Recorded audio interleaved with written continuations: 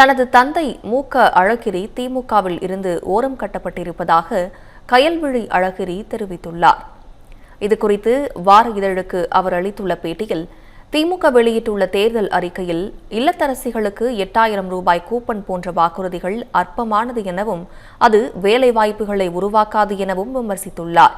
நீட்டை ஒழிப்போம் என்ற வாக்குறுதி என்ன ஆனது என்றும், உதயநிதி ஸ்டாலின் எடப்பாடி பழனிசாமியின் புகைப்படத்தை தூக்கிக் கொண்டு விமர்சிப்பது தரம் தாழ்ந்தது என்றும் குறிப்பிட்டுள்ளார்.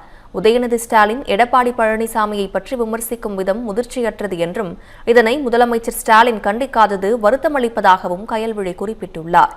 முன்னாள் முதலமைச்சர் கருணாநிதி தற்போது இருந்திருந்தால் மாற்றுக் கட்சித் தலைவர்களை கண்ணியத்துடன் நடக்க சொல்லி கொடுத்திருப்பார் என்றும், வாரிசு அரசியலுக்கு அப்பாற்பட்டு அனுபவமிக்க நிர்வாகிகளை மதிக்க வேண்டும் என்றும் சுட்டிக்காட்டினார்.